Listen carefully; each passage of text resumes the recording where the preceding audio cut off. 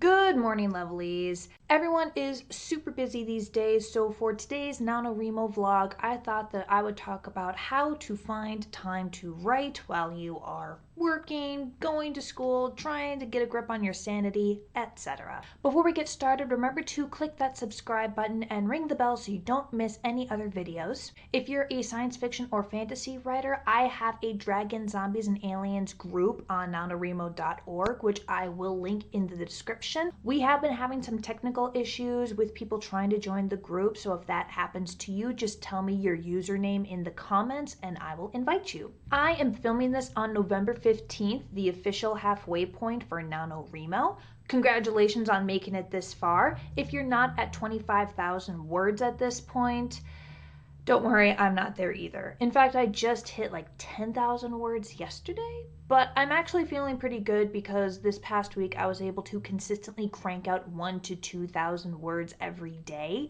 and now I want to up the ante a little bit with 2,000 to 3,000 words every day so I can get myself back on track. However, this is going to be a little difficult for me because I now have to pick up some more work shifts at the deli where I work. I don't know if I've mentioned that, but I work, actually, because I'm working today too, I work at this really great Italian deli, and I'm very fortunate in that I only have to work part-time in order to pay for all of my expenses. Part of this is because I got a pretty good boss who believes in the living wage rather than the minimum wage, but you know, still gotta work. The dream, of course, is to be able to get to a point where I'm able to fully support myself both on my writing and this YouTube channel.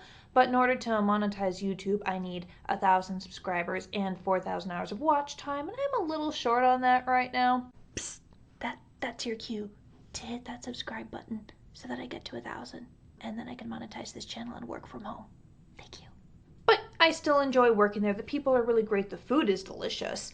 And, you know, I got to pick up a few extra shifts this week because one of our full-timers, a guy named Frank, broke his foot by slipping on ice the other day.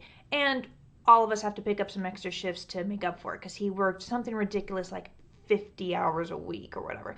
And by the way, this is not the first time this guy's gotten hurt, okay? When I first came to work at the deli, he was walking with a limp because he had misaligned the cartridges in his foot or something like that.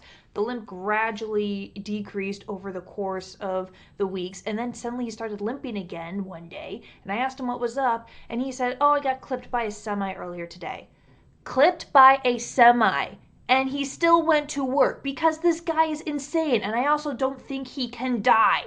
Now, if you're immortal like Frank, then you're probably always going to have some time to write. You just got to wait a couple of centuries for things to cool down. But if you're like the rest of us and you're also struggling with things like full-time work and or school and or kids and or anything else, how do you find the time to write? Now, this is still going to be relatively easy for me because Frank or no Frank, I'm still working part-time, so I still have plenty of hours left in the day to find time to write. But I will be pulling from my experience back in college when I was a full-time student and also working and also trying to maintain a romantic relationship. I've been there, it's busy, it's chaotic, but you can still find some time to write. Tip number 1 is get a scheduler or a calendar or some sort of organizer.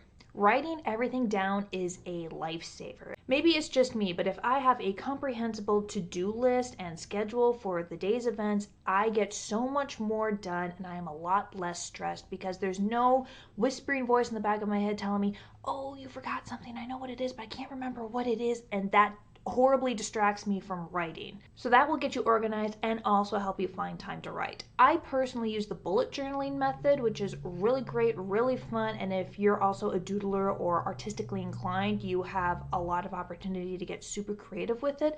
I tend to be more minimalistic, but meh, I'm lazy, that's just me. Tip number 2 is to prioritize your writing. Now, nobody should be doing social activities right now, and if you are, you're probably why we keep getting all these stay-at-home orders. But when we get to the point where this pandemic is under control and we can actually, spend time with our friends and family in person, you might realize that you're gonna have to cut back a little bit. No, I'm not saying totally isolate yourself the way many authors dream of, because that is not healthy. I don't care if you're an introvert. But let's say you do like a Friday night dinner and drinks with your coworkers every week. Well, maybe you skip the drinks and go home right after dinner to have some time to write. Or maybe you wake up an hour earlier in order to get some writing done before you have to go to work. Or instead of watching the latest episode on television of your favorite show, you write for that half hour and get caught up on it later. Just whatever it is. People tend to be almost ashamed of writing, like it's not important unless it's raking in the big bucks, but it's only as important as you make it. If you don't prioritize your writing, it's not going to get done.